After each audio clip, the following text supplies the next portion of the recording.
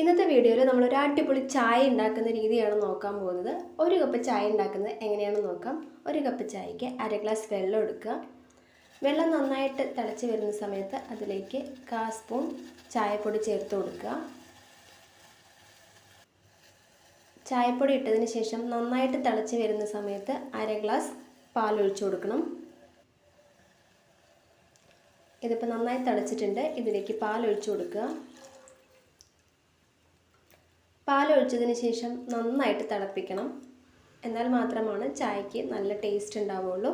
ഇപ്പോൾ ചായ നന്നായിട്ട് തിളച്ച് വരുന്നുണ്ട്. ഈ ഒരു സമയത്ത് നമുക്ക് ചായക്ക് വേണ്ട പഞ്ചസാര കൂടെ ചേർത്ത് കൊടുക്കുകയാണ്. ഇതിപ്പോൾ ചായ നന്നായി വെട്ടി തിളച്ചിട്ടുണ്ട്. ഇനി നമുക്ക് ഫ്ലെയിം ഓഫ് ചെയ്യാം. നമ്മളെപ്പോഴും കുടിക്കുന്ന കപ്പിലേക്ക് ഡയറക്റ്റായിട്ട് ചായ അരിച്ചൊഴിക്കരുത്. ഒരു തവണ അടിച്ചതിന് ശേഷം നമ്മൾ കുടിക്കുന്ന കപ്പിലേക്ക് ഡയറക്റ്റ് ചായ ഒഴിച്ചു കൊടുക്കുക. ഈ ഒരു ചായ വളരെ ടേസ്റ്റി ആയിട്ടുള്ള ചായ ആയിരിക്കും. അപ്പോൾ ഇതുവരെയും ചായ ഉണ്ടാക്കാൻ അറിയില്ലെങ്കിൽ എല്ലാവരും ഈ രീതിയിൽ ഒന്ന് ട്രൈ ചെയ്ത് നോക്കിക്കോളൂ.